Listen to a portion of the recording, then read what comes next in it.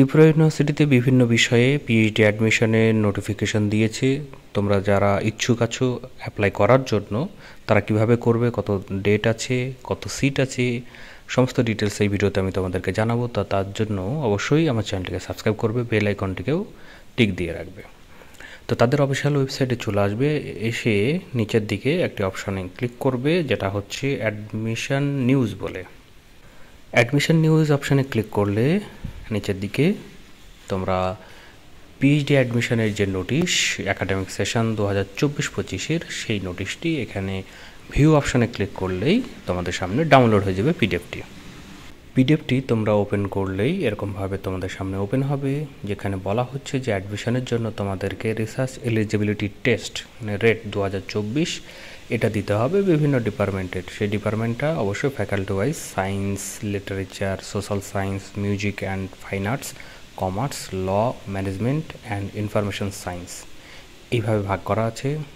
Subject wise seat সংখ্যা বিভাজন করা আছে। এই যে সিট বিভাজন এটা বাড়তেও পারে আবার কমতেও পারে, এরকমই তারা জানিয়েছে। আর এলিজিবিলিটি অবশ্যই পিএইচডির যে রেগুলেশন আছে ত্রিপুরা ইউনিভার্সিটির, সেই রেগুলেশন মেনটেন করেই হবে। তোমরা তাদের রেগুলেশনটি ডাউনলোড করে নিতে পারো। আর অ্যাপ্লিকেশন ফর্ম অবশ্যই তোমরা অনলাইন মোডেই পাবে, যেখানে তোমাদেরকে যেগুলো চাওয়া হবে ম্যান্ডেটরি হিসেবে সেগুলোকে তোমরা ফিল আপ করবে। তার পরবর্তীতে তোমাদের একটা এলিজিবিলিটি লিস্ট দেওয়া হবে যারা রেট এক্সামের জন্য এলিজিবল হবে, এবং তাদের অ্যাডমিট কার্ডটিও ইস্যু করা হবে। সেই অনুযায়ী তোমরা সেই যে ডেট, সেই ডেটে রিটেন যে এক্সামিনেশন হবে রেট সেটা তোমাদেরকে দিতে হবে। এছাড়াও বাকি ডিটেলস তোমরা তাদের ওয়েবসাইটে পেয়ে যাবে, এবং এই নোটিফিকেশনে তোমরা পেয়ে যাবে, যার মাধ্যমে তারা জেনারেল ইনস্ট্রাকশান দিচ্ছে, যেখানে তোমরা আরও ডিটেলসটি পাবে। 13 তারিখ থেকে শুরু হয়েছে, 29 সেপ্টেম্বর মধ্যরাত্রি পর্যন্ত অনলাইনে অ্যাপ্লাইটি তোমরা করতে পারবে। আর এসএমএসের মাধ্যমে তোমাদেরকে পুরো ডিটেলসটি জানাবে। যারা ইমেল যুক্ত করবে তাদের ইমেলের মাধ্যমেও যোগাযোগ করা হবে, এরকমই অথরিটির পক্ষ থেকে জানানো হয়েছে।